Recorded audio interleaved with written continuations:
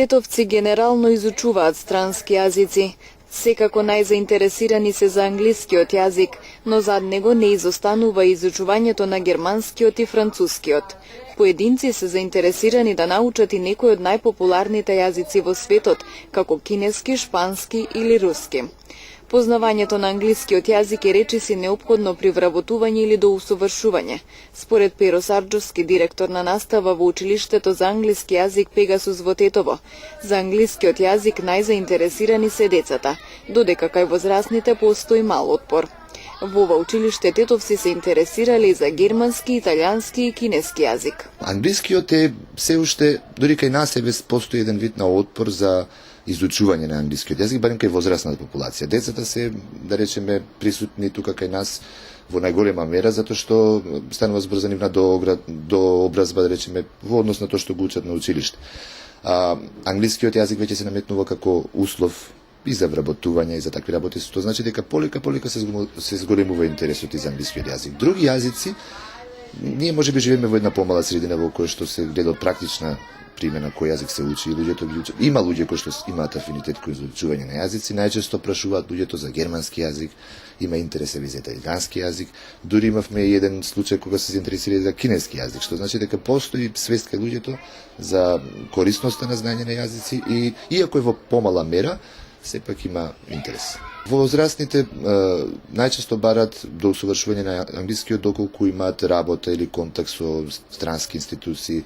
Најчесто тоа е подобрување на јазични компетенции за лична употреба или пак за академски цели, за постигнување на академски цели. Значи, ако се запишат на постдипломски студии, најчесто и тогаш имаат потреба, ако е тоа, да речеме, странски факултет, тогаш имаат на англиски јазик, ако се доврши наставата, имаат потреба од познавање на англискиот јазик.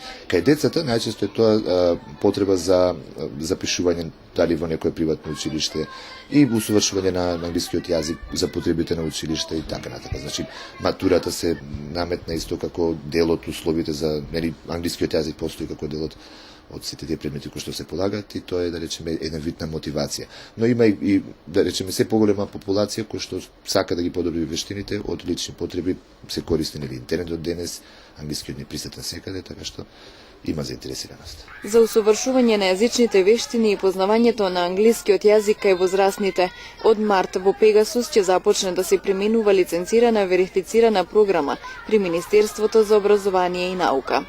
Еве сега започнуваме со лиценцирана, верифицирана програма при Министерство за образование. Тоа е под Законот за образование на возрастни, што до скоро време не постоеше како таков.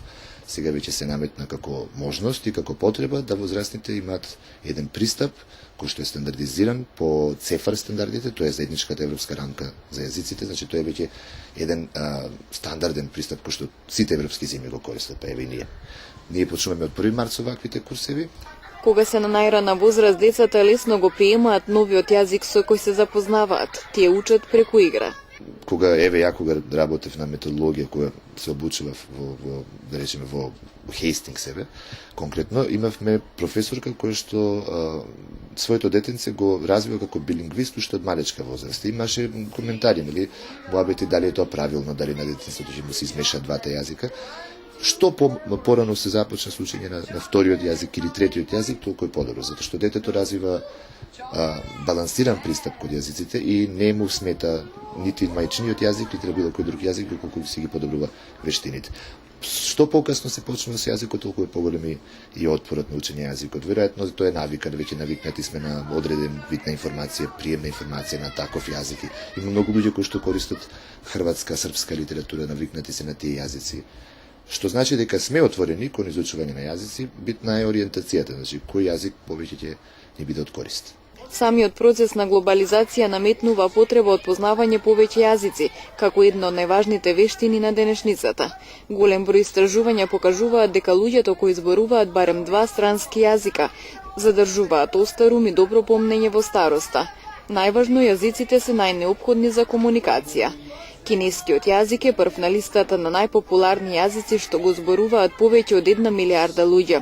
Англискиот е на третото место, со 335 милиони луѓе кои зборуваат на овој јазик, додека втор е шпанскиот јазик со 414 милиони говорители.